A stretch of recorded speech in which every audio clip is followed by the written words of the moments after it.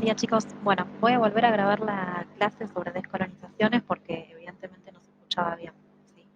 Entonces, recuerden que cuando estamos hablando de descolonizaciones, vamos a analizar el proceso y el periodo de independencia de los continentes asiático y africano en el periodo que va desde 1945 a 1975 a nivel general, ¿sí? Decimos a nivel general porque hubo algunas ciudades, sobre todo, que se independizaron mucho tiempo después. Tenemos el caso, por ejemplo, de Hong Kong, que logró liberarse de Gran Bretaña recién en 1997 y que volvió a manos de China, ¿sí? Pero bueno, en general los procesos comienzan al final de la Segunda Guerra Mundial, ¿sí? Entonces, tenemos una relación íntima entre la, el fin de la Segunda Guerra Mundial, el comienzo de la Guerra Fría y este proceso de organización, ¿sí? Ahora vamos a ver entre sus causas por qué están conectados estos temas, porque está conectada el fin de la Segunda Guerra con el proceso de independencia en Asia y en África, ¿sí? A nivel general, vamos a decir que se dieron procesos pacíficos y violentos de descolonización. Si tengan en cuenta nuestro proceso de independencia, ¿sí? El proceso de independencia americano en general fue violento, necesitó de guerras de independencia. Bueno, en el caso que vamos a analizar ahora va a suceder lo mismo. Va a haber guerras, sobre todo los territorios que necesitan una guerra para independizarse son los que dependían de Francia, ¿sí? Y después va a haber movimientos pacíficos que generalmente son los territorios que dependían de Gran Bretaña, ¿sí? Eh, si recuerdan del año pasado, cuando ustedes vieron el imperialismo, o sea, el proceso contrario a esto de conquista de los territorios asiáticos y africanos, ¿sí? Recordarán que hay un montón de potencias o países colonizadores más, ¿sí? Además de Gran Bretaña y Francia. Sin embargo, para este momento vamos a analizar solo los casos más relevantes, ¿sí? Que fueron de estas dos potencias colonizadoras, porque si no se va a hacer muy extenso el tema y en este contexto en el que estamos estudiando no vale la pena estudiar en específico cada caso, ¿sí? Así que vamos a estudiar solamente casos puntuales que estén relacionados con Gran Bretaña y con Francia, ¿sí? Entonces, eso a nivel general, saber que hubo procesos pacíficos y violentos, ¿sí? Vamos a ir a las causas de la descolonización. Entonces, con respecto a los factores que favorecieron esta descolonización o a sus causas, tenemos en un primer lugar el debilitamiento de las metrópolis por causa de las dos guerras mundiales. ¿Qué quiere decir esto? Finalizada la Segunda Guerra, ya habíamos visto, ¿sí? Cuando vimos las consecuencias de la guerra, que los países europeos, sobre todo, quedaron destruidos después de la guerra. Entonces, sí, Gran Bretaña, Francia, Alemania, Bélgica quedaron destruidos después de la guerra, entonces no van a poder hacer frente a los problemas que tengan internamente en su país, menos se van a poder hacer cargo de una colonia. Entonces, en este periodo van a otorgar, sobre todo pacíficamente, la independencia, ¿sí? Porque no pueden hacerse cargo económicamente, ¿sí? Por otro lado, tenemos la aparición de movimientos nacionalistas en los territorios colonizados, y esta segunda causa, y esto tiene que ver con el surgimiento de líderes en los territorios de Asia y África, ¿sí? Van a surgir movimientos de nacionalización, frentes de liberación nacional, ¿sí? Que pedían la independencia de estos países, ¿sí? Y de estos territorios. Sobre todo esos líderes eh, fueron a estudiar a Europa, ¿sí? Conocieron los países que los habían colonizado y allí se dieron cuenta y estudiaron un montón de derecho internacional y conocieron el derecho de autodeterminación de los pueblos, entonces cuando volvieron a sus territorios comenzaron una fuerte lucha para conseguir ellos también su libertad, ¿sí? Entonces acá en esta segunda causa tenemos sobre todo a líderes que van a luchar por la independencia, ¿sí?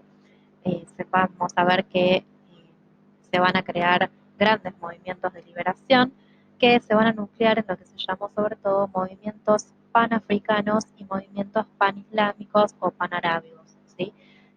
Cuando estamos hablando de panafricanismo, panislamismo, ¿sí? El término pan refiere a un concepto que es de amistad, ¿sí? En africano se usaba el pan para hablar de una amistad. Entonces, estos movimientos panafricanos, panislámicos, van a ser movimientos de cooperación, de unión, de amistad para lograr la independencia. ¿Sí? Por otro lado, súper importante, como tercera causa, tenemos el apoyo de los organismos internacionales. ¿Sí?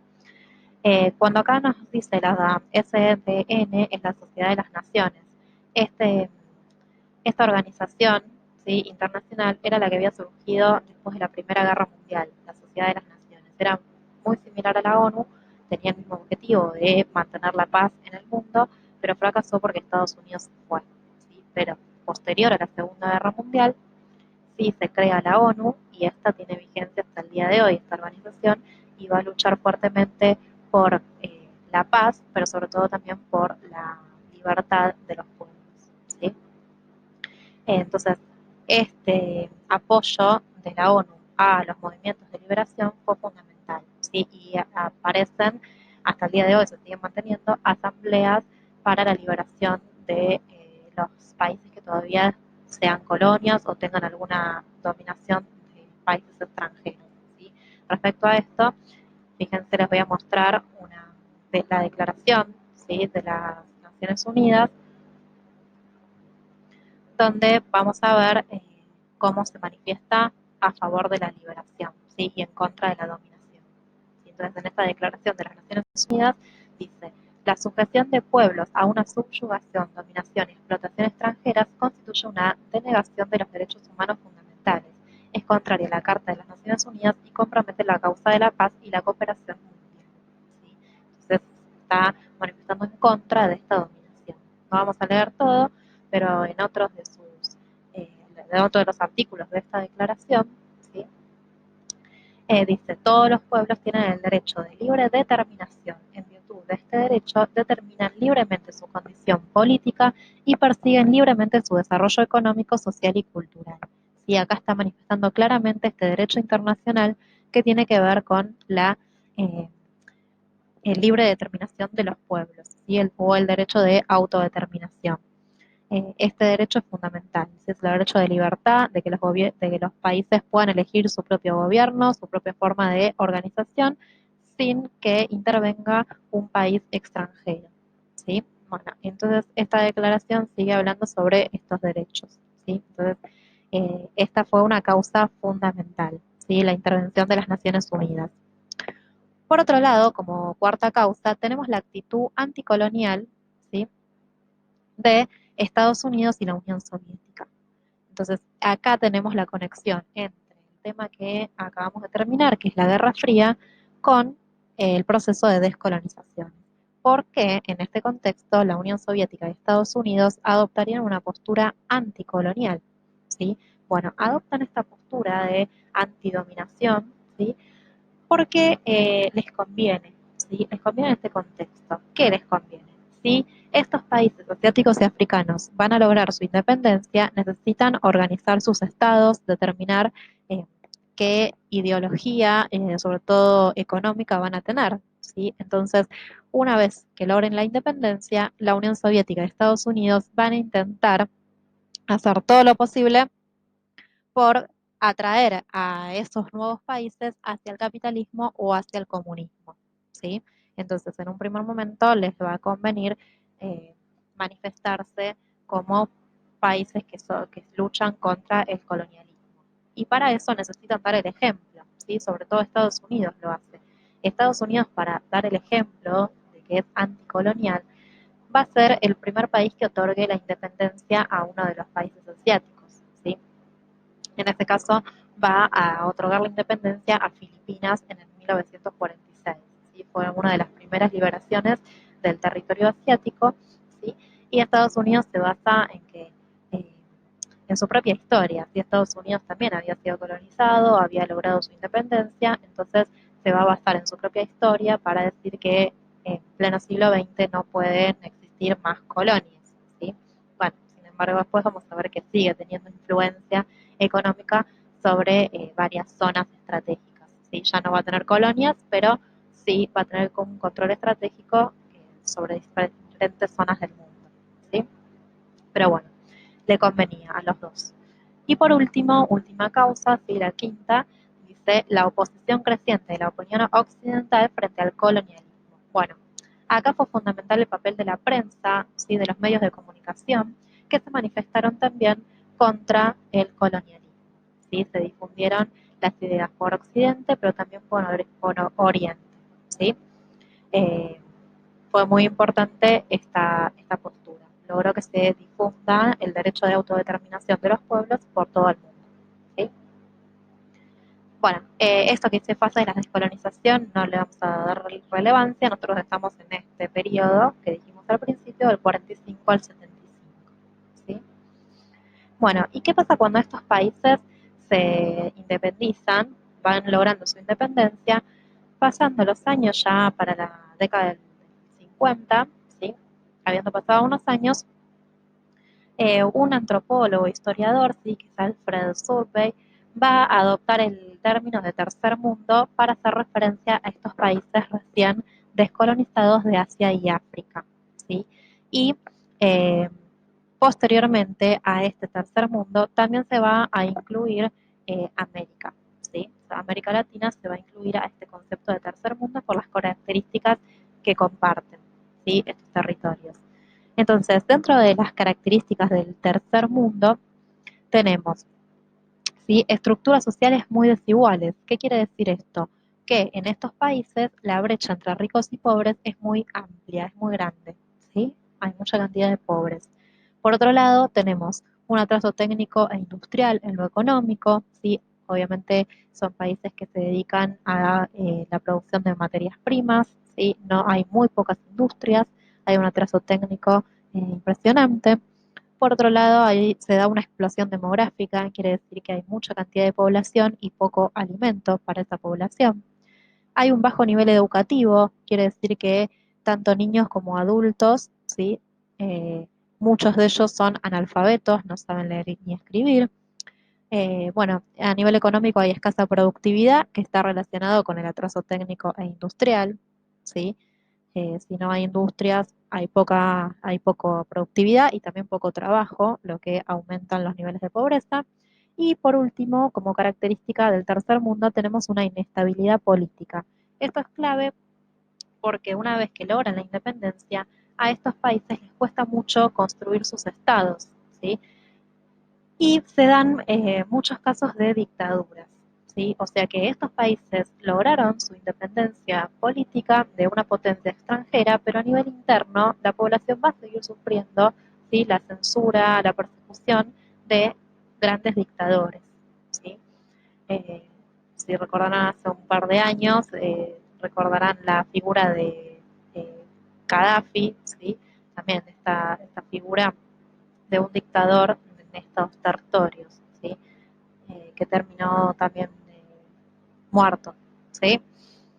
Entonces, estos países del tercer mundo, además de estas características, a partir de 1955 van a ser llamados el movimiento de los no alineados. Esto lo decía el historiador Eric Hobsbawm, también, ¿sí? En Sociales lo leyó, el texto que hablaba sobre el movimiento de los no alineados, ¿sí? ¿Y qué quería decir esto? Que estos países asiáticos y africanos independizados en general no van a ser ni capitalistas ni comunistas, ¿sí? Es decir, no van a pertenecer al primer mundo capitalista ni al segundo mundo comunista. Van a ser un tercer mundo no alineado, que generalmente no adoptan eh, ni transan con estas ideologías, ¿sí? Aunque bueno, ya vimos en las causas que Estados Unidos y la Unión Soviética van a hacer lo imposible porque estos países adopten sus ideologías, ¿sí? Pero en general son no alineados, ¿sí?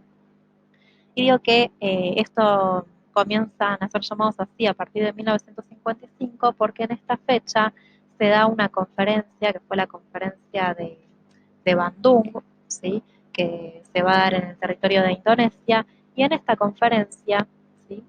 Se juntaron a los representantes de los países que habían logrado su independencia y también representantes de países que estaban todavía en lucha y que estaban intentando lograr su independencia o que querían hacerlo en los años próximos, ¿sí?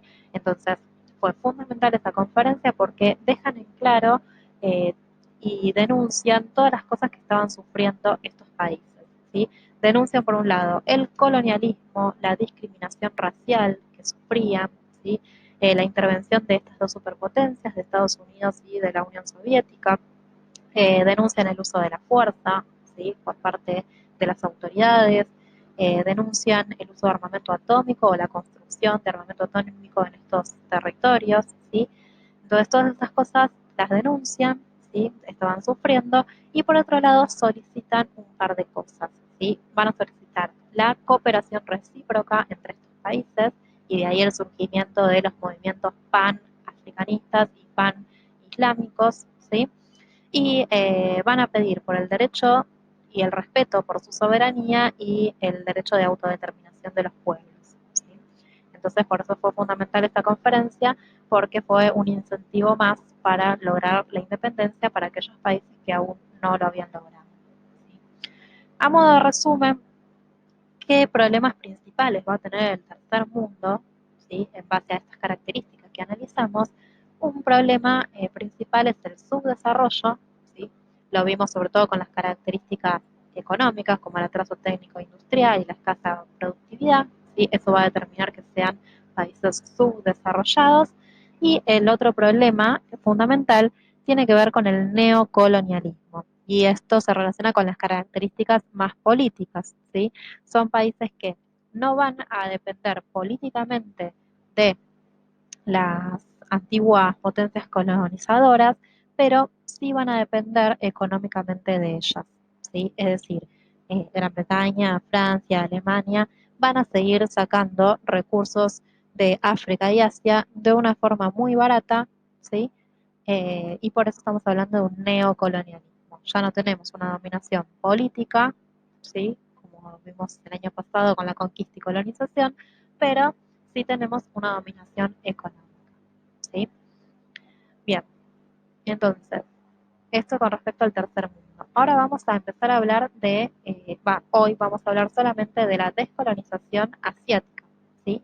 Vamos a dejar para la siguiente clase la descolonización africana. Entonces, eh, vamos a empezar por la India, ¿sí? ¿Qué pasó en el territorio de la India?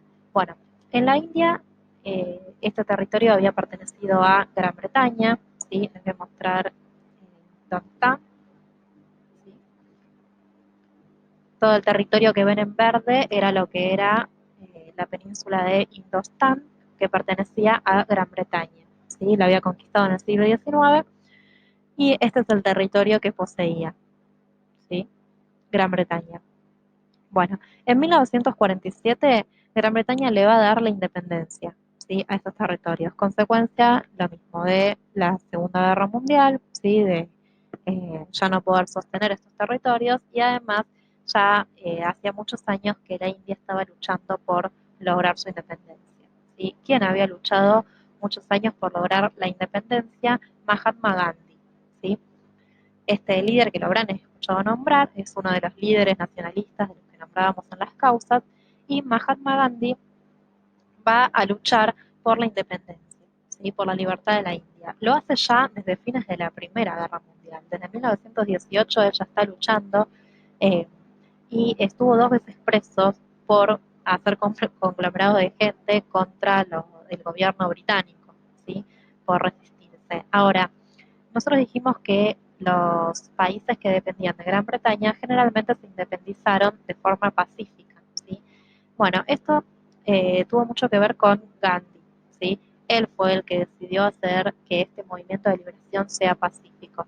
Él estaba en contra de la violencia. Entonces, lo que va a plantear es una lucha que se llamó la resistencia civil, ¿sí? La modalidad de luchar se la llamó la resistencia civil o resistencia pacífica. ¿En qué consistía esta resistencia civil? Consistía sobre todo en las famosas huelgas de hambre, ¿sí?, hacer ayunos y también plegarias en los templos, ¿sí?, hacían ayunos por varios días en forma de reclamo a las autoridades británicas. Y piense que esta forma de hacer ayunos, huelgas de hambre, el gobierno no lo puede permitir porque esa gente se puede morir mientras está ayunando, ¿sí? Entonces tenían que responder y hacer algo. También hacían marchas pacíficas, ¿sí?, con pancartas.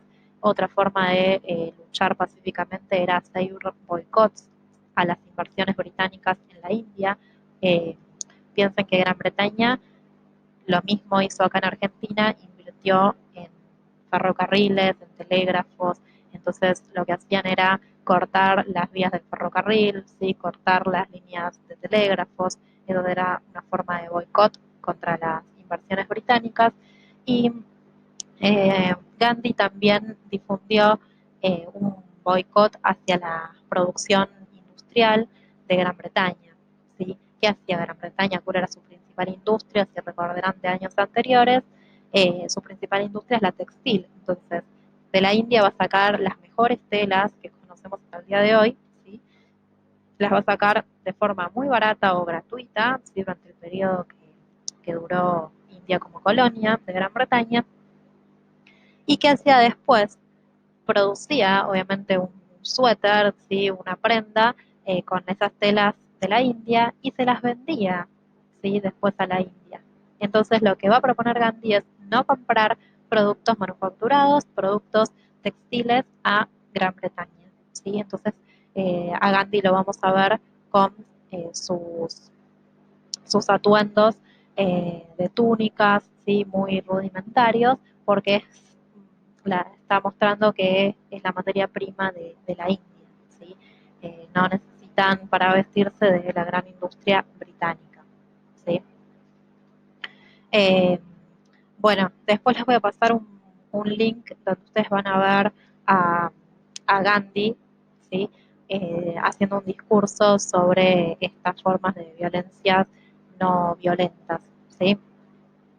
Entonces, ahora pasamos, perdón, ¿qué pasó entonces? A pesar de toda esta lucha de Gandhi por la independencia, recién la consigue en 1947, ¿sí? Pero, ¿qué va a suceder acá? Eh, por recomendación de la ONU, ¿sí? La India, y por recomendación de Gran Bretaña también, la India se va a dividir en dos, ¿sí? Les voy a mostrar acá una foto de cómo quedó. La India se va a dividir en dos partes, ¿sí? Todo estaba en verde antes, ¿sí? Era más grande. Bueno, ahora la India se va a dividir en dos países distintos, en India y en Pakistán. ¿Por qué sucede esto? Porque había un conflicto muy importante entre las religiones. La India tiene la religión hindú y Pakistán tiene religión musulmana.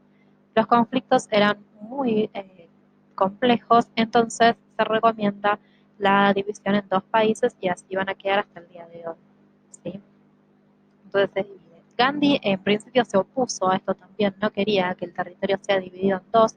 Lo que él quería lograr es que los musulmanes pudieran lograr una convivencia pacífica con los hindúes, ¿sí? Bueno, cosa que no consigue, era mucho el fanatismo de las dos partes, así que la división se dio y también en años siguientes Gandhi va a ser asesinado por un fanático hindú, ¿sí? O sea que también llegó a extremos este fanatismo y Gandhi va a ser asesinado, ¿sí?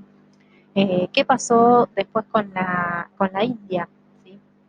Bueno, después en 1948 también se independizó, volvemos al mapa, este territorio, que es la islita debajo de la India, que es Ceilán, que acá lo ven con un nombre distinto porque en 1972 va a cambiar el nombre a Sri Lanka, ¿sí? Cambia su nombre, de Ceilán a Sri Lanka. Eh, y para 1971, ¿sí? Ya ven que pasó mucho tiempo, del 47 al 71, va a surgir otro conflicto. ¿Por qué? Porque cuando se divide la India de Pakistán, Pakistán va a ser este territorio, a ver si se los puedo marcar mejor, va a ser este territorio que está acá, ¿sí? Más este territorio que está acá, ¿sí? O sea que Pakistán era un nuevo país, pero quedó dividido en dos, ¿sí? Quedó dividido en dos partes. Una parte, ¿sí? Al este de la India y otra parte al oeste de la India. Entonces, esto dificultó desde el 47 hasta el 71 el gobierno de este territorio, ¿sí? Piensan que es muy difícil gobernar así separados territorialmente. Entonces, el conflicto de gobierno, ¿sí? Los conflictos que surgían entre estas dos partes de Pakistán hizo que en 1971 apareciera un nuevo estado que es el estado de Bangladesh, ¿sí? consecuencia de los conflictos que se daban entre este y oeste, va a surgir este nuevo estado, Bangladesh. ¿Sí? Por eso es que lo vemos ahí. Bien, entonces, fundamental para comprender el proceso de descolonización de la India es entender esta lucha que se da entre hindúes y musulmanes, ¿sí? Posterior a la independencia. Y respecto a este tema, a la lucha, ¿sí? Entre los dos sectores, vamos a tener un conflicto que continúa hasta el día de hoy, ¿sí? ¿Qué es este? Se da un conflicto en la zona fronteriza de los dos países, ¿sí? Entre la zona de Pakistán y la India tenemos a un pueblo que es el pueblo de Cachemira, lo estamos viendo acá, ¿sí? ¿Qué sucede en ese territorio? Claro, cuando se hizo la división de los estados y esta división territorial, no tuvieron en cuenta que este pueblo, ¿sí? Quedó entre las dos zonas. Entonces, el conflicto religioso en esta zona de Cachemira es explosivo. ¿Sí? Continuamente y cada un par de años vuelven a resurgir problemas en este territorio. Son conflictos armados, ¿sí? Que llegan casi a una guerra civil entre estos dos pueblos, entre el pueblo hindú y el pueblo musulmán. ¿Sí? Entonces, continuamente la ONU tiene que intervenir en este territorio y en una de las intervenciones decidió que o sea, ¿cuál es la lucha? Que Pakistán quiere que Cachemira sea de su territorio y la India quiere que Cachemira sea de su territorio, o sea, que no quede en el medio. Bueno, finalmente la ONU decide que sí, que este territorio va a quedar en el medio, que no pertenece totalmente a ninguno de los dos, sino que 2 tercios del territorio va a quedar para la India y 1 tercio del territorio va a quedar para Pakistán. ¿Sí? Bueno, esta determinación de la ONU sirvió para hacer una línea de alto al fuego, ¿sí? Una línea divisoria donde ya no se puedan pelear, pero también influenció que este conflicto continúe, porque al no ser de ninguna, sí, cada tanto rebrota este deseo de soberanía sobre Cachemira. ¿Sí? Entonces, eso es un conflicto principal.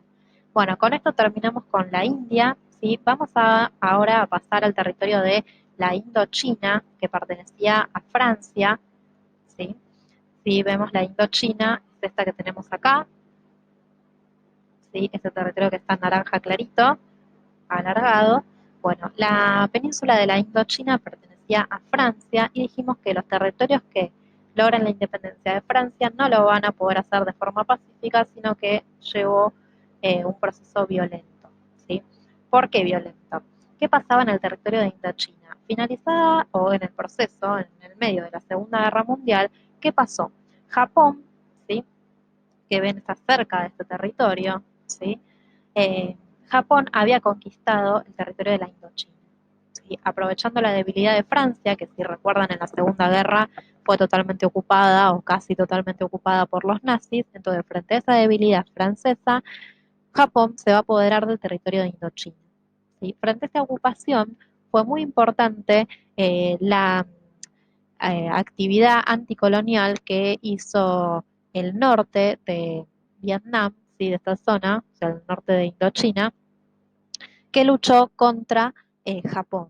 ¿Sí? Se crea un movimiento de, de lucha, ¿sí? Liderado por Ho Chi Minh. Acá tenemos a otro líder.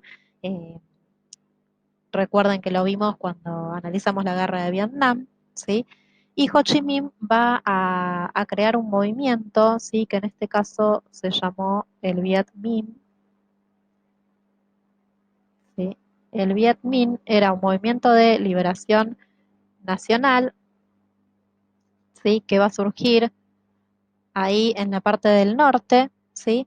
Y gracias a este movimiento de lucha por liberación, a este movimiento armado, ¿sí? Y guerra contra Japón, van a conseguir que Japón se vaya del territorio de la Indochina, ¿sí? Y gracias a la victoria de Ho Chi Minh y del Viet Minh, lo que va a suceder es que Ho Chi Minh va a declarar, ¿sí? Un nuevo estado, la existencia de un nuevo estado que va a ser el, la República Democrática de Vietnam. ¿Sí? Va a declarar la República Democrática de Vietnam con capital en Hanoi, ¿sí? Pero, ¿qué sucede? Francia, cuando termina la Segunda Guerra Mundial, recupera el control de la Indochina y no va a reconocer a la República Democrática de Vietnam como un nuevo Estado, ¿sí? Entonces, acá comienza la guerra desde 1945 a 1954, la guerra ahora entre estos movimientos de liberación dentro de la Indochina contra Francia, ¿sí? Bueno, a consecuencia de esta guerra, en 1954, Francia perdió, ¿sí?, la guerra y hacen una conferencia de paz, que fue la Conferencia de Ginebra, mediante la cual se da la independencia al territorio de la Indochina, pero también se va a partir en diferentes estados. Van a aparecer 3 estados nuevos que van a ser los territorios de Vietnam, Laos y Camboya, ¿sí?, que son los que vemos acá. Vietnam, Laos y Camboya, ¿sí? Ahora, consiguiendo en 1954 la independencia, el conflicto va a resurgir en Vietnam y este tema ya lo vimos, ¿sí? Va a surgir un conflicto entre el norte comunista, ¿sí?, cuyo líder es Ho Chi Minh, y la Vietnam del sur, ¿sí?, capitalista, cuyo líder para ese momento era Diem. Se va a dividir el territorio por el paralelo 17, a ver si acá tenemos ahí la fotito, ¿sí? Entonces tenemos la Vietnam del norte, ¿sí?, que es comunista, y la Vietnam del sur, que es capitalista con capital en Saigón, ¿sí? Y van a quedar estos 2 países distintos divididos, ¿sí? Vietnam del norte y Vietnam del sur, que vimos que este conflicto termina para 1975 reunificando todo el territorio en un país comunista, ¿sí?, que va a dar origen a la República Socialista de Vietnam, ¿sí? Así que ahí terminaría el conflicto con la Indochina. Bueno, hasta acá serían los temas de hoy, ¿sí? Yo en la primera grabación les había anticipado que vamos a ver 2 conflictos más, ¿sí?, que tienen que ver con el territorio asiático y que son muy interesantes porque son conflictos que continúan hasta el día de hoy, porque son zonas súper estratégicas a nivel económico, ¿sí? Si vamos a ver la clase que viene, van a trabajar ustedes, ¿sí?, un poquito sobre la creación del Estado de Israel. Les voy a poner los links para que miren los videitos que son cortitos y dan un resumen de qué es lo que sucedió en este territorio. Igual ahora en 2 minutos les digo qué es lo que sucedió, ¿sí? Si nosotros vamos a todo lo que es la península del Sinaí, que vemos en este mapa de acá, ¿sí?, en territorio asiático, acá tenemos un problema de vuelta religioso, ¿sí? Tenemos este problema religioso ya no entre hindúes y musulmanes, sino que ahora va a ser entre musulmanes y judíos, ¿sí?, en este territorio de la península del Sinaí, ¿sí? Entonces, un conflicto fundamental fue este, el religioso, que una vez que logran la independencia, ¿sí?, que el territorio de Israel logra su independencia, se va a independizar también de Gran Bretaña, ¿sí? Y de vuelta a Gran Bretaña, junto con la ONU, recomiendan que post-independencia el territorio de Palestina, ¿sí?, que es este, el territorio de Palestina se divida en dos, ¿sí?, el territorio de Palestina, y que se cree además el Estado de Israel para alojar a todos los judíos, ¿sí? Entonces, ¿qué sucedió? Obviamente el territorio palestino, que va a tener religión musulmana, no está de acuerdo con esta creación, ¿sí? Sin embargo, la ONU ordena sí que se haga esta división en dos, y en 1948 ya tenemos la existencia del Estado de Israel. Va a empezar una guerra entre Israel y Palestina, y a pesar de que Palestina es ayudada por otros países, ¿sí? Que va a ser ayudada por todo lo que es el Líbano, Siria, Irak, Transjordania, ¿sí? Todo lo que vemos acá, el Líbano, Siria, Transjordania. A pesar de esa ayuda,